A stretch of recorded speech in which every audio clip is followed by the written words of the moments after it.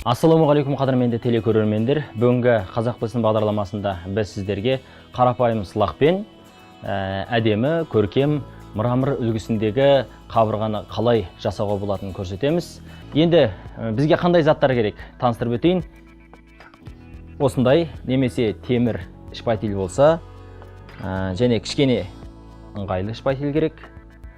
Сосын өзіңізге қандай түс ұнайды, сол түс таңдайсыз. Осы түстермен араластырып мраморды келтіреміз, Алла қаласа. Олай болса, біз бастаймыз, сіздер мұқият болыңыздар.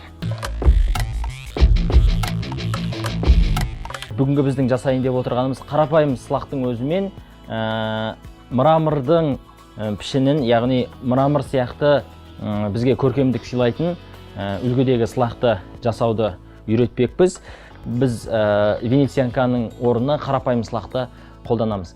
Ең бастысы сіздер қалай араластыру керек, қалай жасау керек, соны біліп алсаңыздар, ол сылақтың өзімен де жасап кете аласыздар. Артқы бетін пайдаланып отырмыз. Бір құры кәдімгі гладпен сылап алайық, тегістеп. Ол кепкеннен кейін барып, жаңа сән сылағымызды жасаймыз. Бисмилля.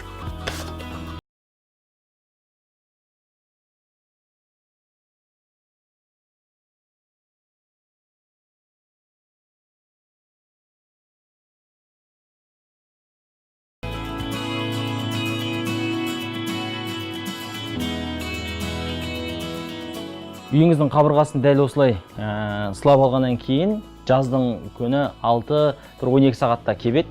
Кепкеннен кейін барып, бұның үстіне грунтовка дейтін сұйықтық бар.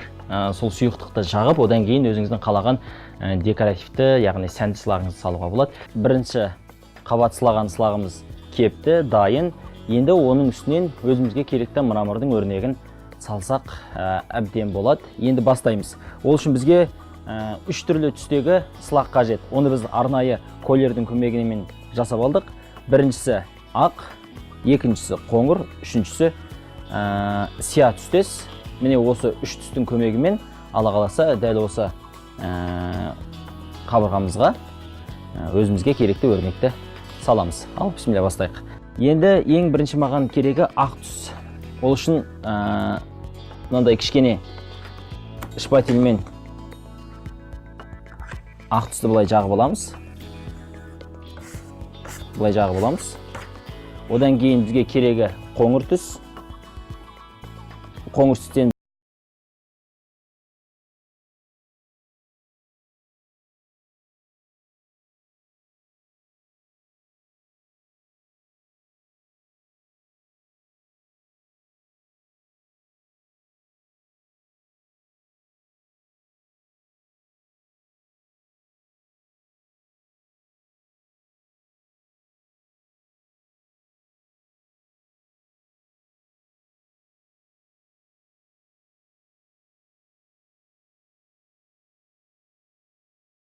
алғаннан кейін шпателіңізбен бірнеше рет аударып араластырасыз. Одан кейін барып жоғарғы бұрышынан төмен қарай, яғни көлденеңінен қиғаштап тартасыз. Әр қилы тартасызда ирек-ирек өрнек саласыз. Міне осылай жалғастыра бересіз. Ең соңында тағы да кішкене щеткамен түсті бояуды қанық қып жасап алғаннан кейін қылқаламмен ақырындап өзіңізге ыңғайыңызға қарай жұқалап сызып аласыз. Оюын, яғни сызығын қанық қылып, одан кейін барып оның үстін шпательмен уқалап сүйкейтін болсаңыз, ол жылтырап, түс бір-біріне үйлеседі. Ол кезде міне дәл осы қабырғадағы суреттегідей өрнек түседі.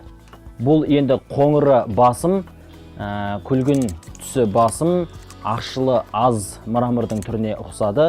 Әсіресе бұны асханаға және кіреберіс бөлмеге, сондай-ақ терезенің, есіктің бұрыштарына, қабырғаларына жақса өте тиімді болады. Себебі бұл венецианка деп аталатын сылақтың түрімен жасалатындықтан, ол өте берік, өте ұзаққа шыдамды. Ал енді біз қарапайым сылақтың түрімен жасауды көрсеттік. Бұнымен де жасауға болады екен. Және бұны жылтырату үшін арнайы лагы бар, блеск деп аталады орысшасында, ал енді қазақшасында жылтыр лак.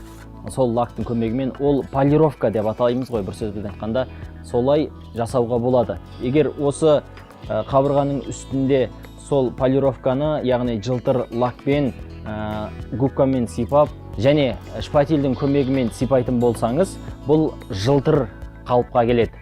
Одан кейін оның үстіне май тамса да, су тисе де ешқандай бүлінбейді.